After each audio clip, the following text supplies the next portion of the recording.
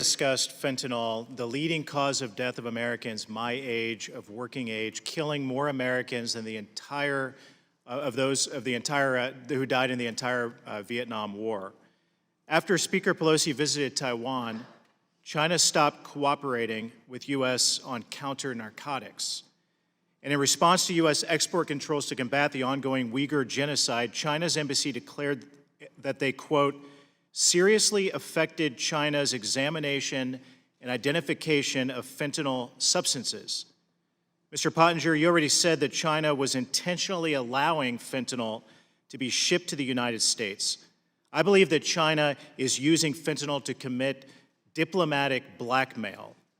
Mr. Pottinger, what can the Biden administration do diplomatically to restrict the flow of Chinese fentanyl precursors that are coming to the United States? Thank you, Congressman. I think that going after the money laundering networks, which are now the most potent money laundering networks in the world, that is Chinese organized crime, and when you pull on the thread of Chinese organized crime groups, it often goes back to United Front groups which are responsive to the Chinese Communist Party.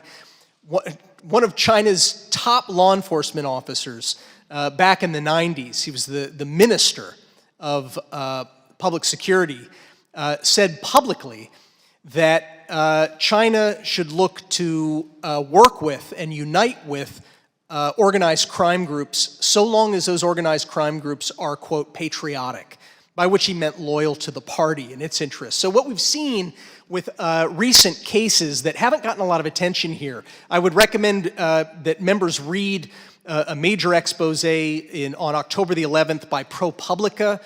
Sebastian Rotella and Kirsten Berg wrote a major story looking into this money laundering and the fentanyl trade.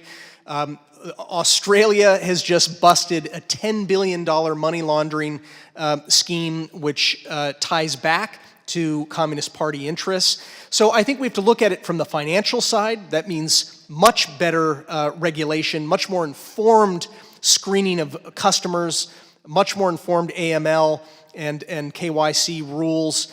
It also means that we need to start sanctioning the Chinese companies that are providing those precursor chemicals. Some of them are state-owned firms. All of them are subject to the rule of the Chinese Communist Party.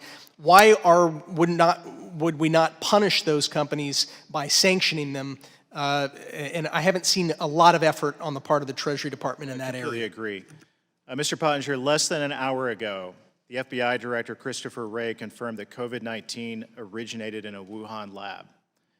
Do you think there is a chance that the Wuhan lab was involved in bioweapons research? Well, I think that we know for certain that the Chinese military is involved in research into coronaviruses.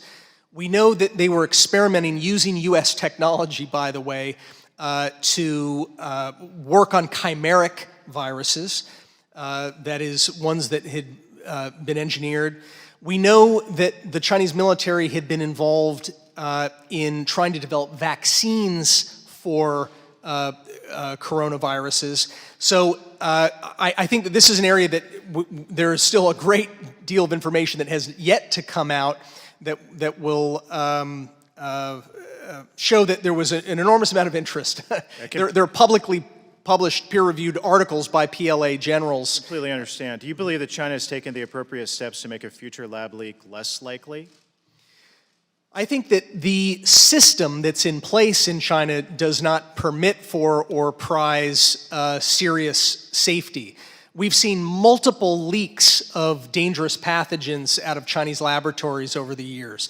We've seen fatal leaks from Chinese government labs by their own admission of the original SARS coronavirus. This is the 2002-2003 virus. Let me move on. General McMaster, what message was the Chinese Communist Party sending to the American people with the Chinese spy balloon? Congressman Banks, they'll take everything that they can get, and they've been used over time to complacency. And I think the message is that that we are intending to continue a broad range of surveillance activities. The balloon, I think, is in many ways a metaphor for the massive effort at espionage. And I think you can see from the path that the balloon took, and of course I'm not privy to anything that's anything that you are or that our government is at this stage, that it maneuvered over strategic locations. I think when we figure out where previous balloons have gone, that's the same, we'll see the same pattern of trying to get a better look from signals intelligence, communications intelligence, as well as imagery of some of our most sensitive sites. And then when you combine that, though, with the massive buildup of Chinese strategic forces, nuclear forces, I think that's a cause for concern. And then you combine that with Xi Jinping talking about preemptive war, that's an even greater cause for concern.